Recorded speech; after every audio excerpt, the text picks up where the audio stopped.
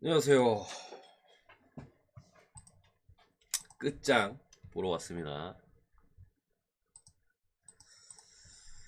싸싸싸싸.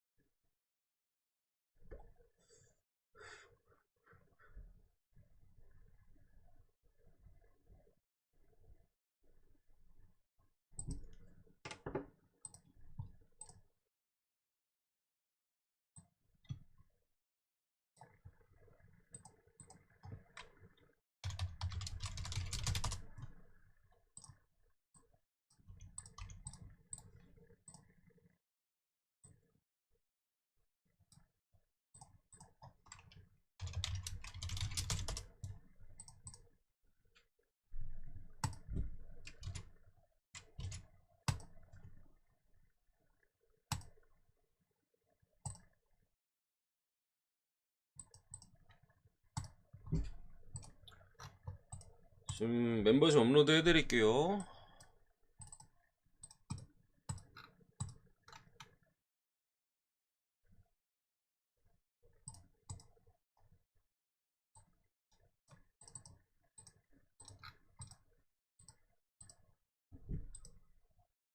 자, 너무 기다릴 거 없이 바로 가겠습니다.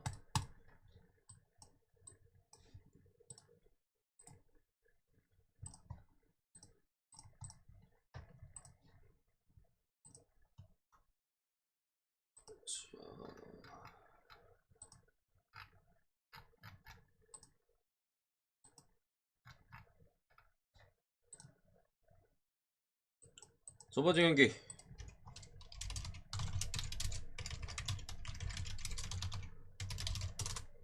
자, 일단은 오늘 그래도 일찍 7시에 있는 경기가 있어요.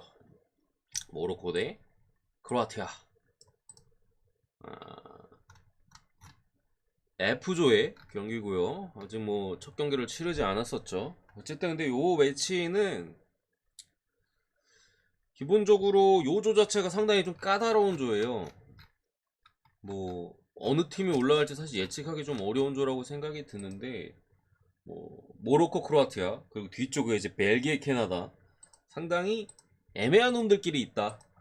크로아티아나 벨기에도 한창 좋았을 때보다 지금 당연히 떨어져 있고, 모로코도 수비적으로 충분히 비비면서 한 방을 노릴 수 있는 팀이고, 캐나다도 뭐 전방에 조나탄 데이비스나 뭐 알폰소 데이비스 측면 자원 이런 애들을 바탕으로 수비하다가 역습을 강팀 상대로 충분히 꼽아줄 수 있는 팀이죠. 강승부로 흐름 돌려봅시다. 지금 그런 상황인데, 이 경기는 일단은 제 생각에는 한 골 승부로 갈 가능성이 조금 높아 보여요. 크로아티아가 지금 뭐 선수들이야 저번에도 뭐 소통하면서 얘기를 했던 것 같은데, 미드필더 쪽 자원들은 당연히 크로아티아가 상당히 좋아요. 여러분들 아시는 모드리치나 뭐 첼시에서 뛰는 코바시치, 그리고 인터밀란의 또 이제 브로조비치나 뭐 혹은 이제 아탈란타 파살리치, 잘츠부르크의 수시치 이런 애들도 상당히 잘하잖아요. 미드필더 자원 같은 경우는 크로아티아가 훨씬 좋습니다. 모로코보다. 모로코 같은 경우에는 사실 미드필더 쪽보다도, 미드필더도 그래도 잔발이 좀 치는 애들은 있어요. 뭐 암라벳이라든가 피오렌티나에 뭐 요런, 아니면 앙제 뭐 우나이 같은 애들은 드리블 능력이 상당히 좋거든요.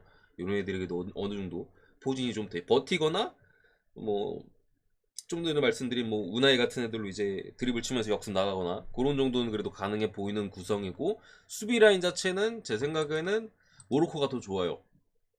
전체적으로 베스트가 나왔을 때는 오히려 모로코 쪽에 안정감이 더 있다.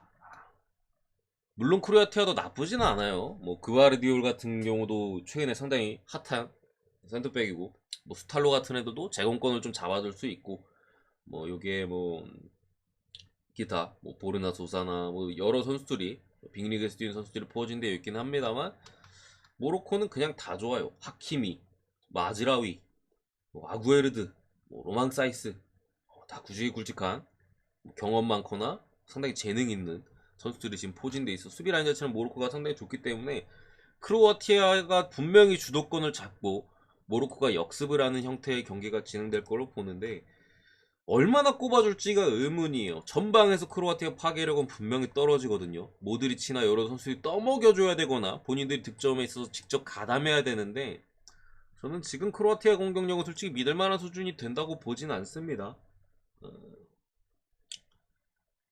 뭐 크라마리치나 페리시치 뭐 솔직히 그렇게 믿을만하지 않아요. 믿을만하지 않고 뭐 다른 선수들이 해주기에도 뭐 다득점으로 이어지기에는 조금 어려운 측면이 있어 보여서 저득점을 보고요. 승패가 결국 한 골 싸움이라 사실 한 골 싸움으로 보여서 뭐 어느 쪽으로 찍든 솔직히 뭐 무방해 보이는 경기에, 제가 볼 때는 뭐 크로아티아 쪽을 보는 분들 계실 거고, 어쨌든 저는 크로아티아 잡는 다음에 햄무 사이드를 먼저 보고요. 개인적으로는 무승부 가능성이 좀 있지 않을까, 모로코 프레 요런 쪽으로 봅니다. 지금 크로아티아는 뭐 미드필더 말고는 딱히 믿을만해 보이지 않다. 다만 모로코가 수비적으로 워낙 뛰어나기 때문에 분명히 뒤를 칠 수 있는 전방에 뭐 지에으나 뭐 여러 선수들이 있죠. 엔네시리 같은 경우도 한 방에 그래도 있고, 뭐 솔직히 모로코도 전방에서의 파괴력은 좀 그렇게 믿을만한 느낌은 사실 없어요. 그래도 개인 기량이 있는 선수들이 있고 크로아티아 수비라인이 엄청나게 단단한 편이 아니기 때문에 한 방이 분명히 있는 그런 사이즈로 보시면 될 것 같습니다.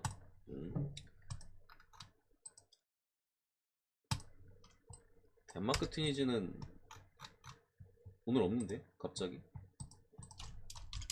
아, 덴마크 튀니지 냄새가 나는 경기라고요? 아, 지난 경기로 말씀이 뭔가 했네. 그렇게 보고요. 두 번째, 독일 대 일본 더비전이죠. 더비전입니다. 전범 더비. 자, 어쨌든 독일 같은 경우 뭐 여러분들 아시겠지만 전방 쪽에 베르너나 로이스가 부상으로 낙마를 했고요. 플로리안 비르츠도 장기 부상을 결국 극복하지 못하면서 월드컵에 합류하지 못했고, 추가로 르로이 사네까지 지금 전방 쪽에 빠지게 됐습니다. 그러면서 상당히 좀 독일 입장에서는 아쉽죠. 그래도 사네가 당연히 있는 게 훨씬 좋은데 그런 부분에 아쉬움이 있겠고, 일본 같은 경우는 뭐 미토마라든가 여러 자원들이 중간에 약간 몸 상태 이슈가 있었는데 오늘 경기 출전은 가능해 보인다. 선발 핏이나 그런 것까지는 뭐 일단 라인업이 떠봐야 알 것 같긴 한데, 제 생각에는 어느 정도 핏이 분명 되는 것 같아요. 선발 가능성이 좀 있어. 지난 경기 빠졌던 뭐 미드필더 쪽에 핵심인 엔도나 뭐 전방에 이제 측면 쪽에 카마다 같은 경우도 출전 대기하고 있고, 카마다래. 카마다는 지난해 교체를 뛰었죠. A매치 때. 미토마 얘도 뭐 대기하고 있고, 토미아스도 불투명 사이즈긴 한데 일단 좀 봐야 될 것 같습니다. 일본 캐나다랑 할 때 1.5군 나왔으니까 뭐 그렇죠. 주전이 아니었잖아. 핵심 미드필더 빠지고 핵심 공격수 빠지고 핵심 수비수 빠지고 공격 수비 미드필더 제일 중요한 선수 한 명씩 다 빠졌었는데, 그렇죠. 그렇게 따지면 독일도 오만이랑 할 때 더럽게 뭐 질 뻔했어. 독일은 일본은 뭐 졌지만 어쨌든 두 팀 다 뭐 기대감이 분명히 있는 팀입니다만, 직전 A매치 결과는 솔직히 뭐 그렇게 좋진 않았어요. 독일 같은 경우는 아무래도 동기부여 떨어지다 보니까 수비 라인에서의 집중력, 전방에서 파괴력도 좀 아쉬웠던 편이고, 뭐 당장 바로 이제 날아와서 A매치를 치는 거기 때문에 일정상의 문제도 있었고, 일본도 주전 라인업이 아니었기 때문에 사실 뭐 로테이션을 많이 돌렸죠. 거의 뭐 1.5군이 아니라 1.7군 정도 나왔다고 보시면 돼요. 수비 라인 정도만 어느 정도 나오고, 미드필더도 조금 여러 선수들의 실험적인 부분을 가동했었고, 전방에서 뭐 미토마 카마다 다 빠져 있었죠. 미나미노는 일본은 지금 핵심이 아니니까 그런 상황에서 일본 내부 문제 있다고? 무슨 문제? 무슨 문제요? 일본 내부 문제 있다고? 소스 좀 줘보실래요? 한번 봐줘.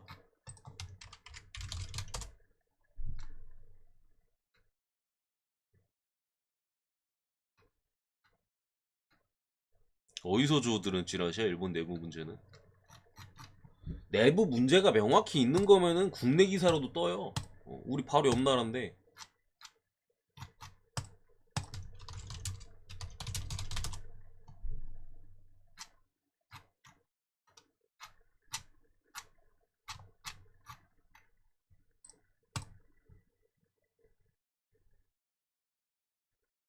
아니 내부 문제 얘기를 해보라니까. 아니 내가 뭐 정보도 없는 게 아니라 찾아봤을 때 그런 문제는 뭐 얘기하는 소식지가 아예 없었는데 뭔 내부 문제를 말하는 거야? 혼자 뭐 뭔가 있는 거 마냥 비아냥거리지 마시고 팩트가 있으면 얘기를 해보세요. 그래서 그게 맞으면 제가 사과를 드리는 거고, 아니면 네가 비용신인 거고 새끼야. 어? 뭐가 있는 거 마냥 저렇게 씨부리고 뭐 아무것도 없잖아. 비용신 같은 놈 저거 나가버렸네. 아유. 어. 저 어떻게 블랙 좀 넣을게요. 잠시만요. 명확한 내부 문제가 있다 하면은 지금 월드컵인 마당에 여러 기사로도 다 나와요. 회계에서 다 제가 다 웬만한 거 다 찾아봤었고 아무것도 없었어요. 지금 그냥 혐일인가 본데? 그쵸? 혐일인가 봐. 일본 싫어하는 놈이라서 괜히 그렇게 하는 것 같은데. 뭐 그럴 수 있죠. 일본이니까. 아무것도 없어.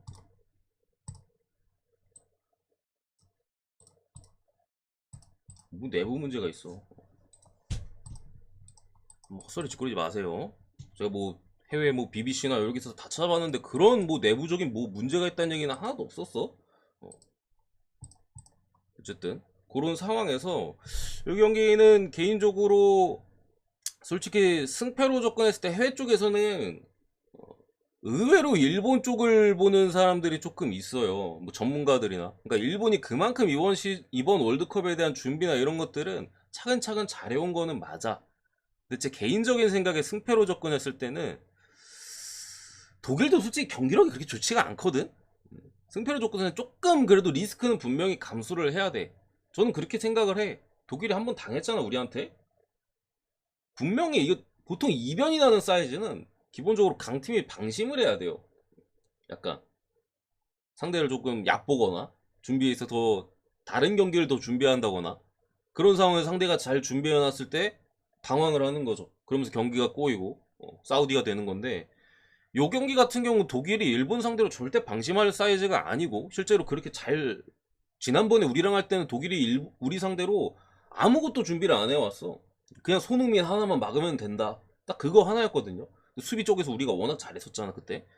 근데 오늘 경기 같은 경우 독일이 일본을 충분히 분석하고 잘 준비를 해온 걸로 일단은 보여요. 그래서 뭐 이거를 저는 물론 독일 승도 확실하다고 보진 않습니다만 그래도 가능성 면에서는 저는 독일이 잡는다고 보고요.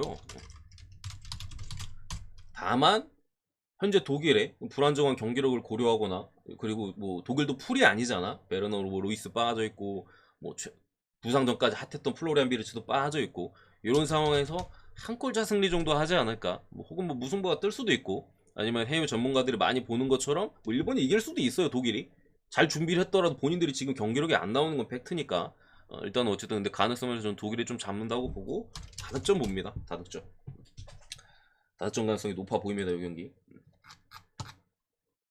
일단은 두 팀 다 수비 라인에서의 안정감은 사실 조금 아쉬워. 독일 같은 경우도 본인들이 뭐 항상 거의 주도권을 잡고 경기를 하고 있습니다만 실점이 꾸준하게 있어요. 실점이. 지난 경기 A매치 평가전에 또 오만전에서도 그거 오만이 솔직히 어 그때 제가 3.5 언더만 봤었죠? 와, 아니다. 5만 프레임 봤었죠. 5만 2.5 프레임 봤었는데 오만이 거의 지지 않을 뻔했어요. 그만큼 독일이 경기력이 상당히 좀 특히 수비 라인 자체에서 역습의 허용이나 또 수비 라인 쪽에서의 소통 이런 문제들이 분명히 있었기 때문에 일본 역시도 지금의 나름대로 짜임새 있는 미드필더진가 전방에서의 패스 플레이로 최소 한 골 정도는 기록할 가능성이 높아 보이고요. 일본도 중앙 수비는 솔직히 많이 불안해요. 일본도 수비 라인 자체, 일본의 강점이 이제 미드필더진가 그런 패스들이잖아. 네, 수비 라인, 특히 센터백 라인 같은 경우 여전히 요시다 마야가 보고 있고 토미야스를 이제 측면 수비에서 이제 돌려쓰고 있잖아요. 센터백으로. 그런 측면에서 이제 독일도 분명히 한 골 이상, 저는 한 2대1 정도 사이즈 봅니다. 2대1 2대1 독일 승. 어떤 그런 느낌으로 경기가 끝날 가능성이 높아 보인다.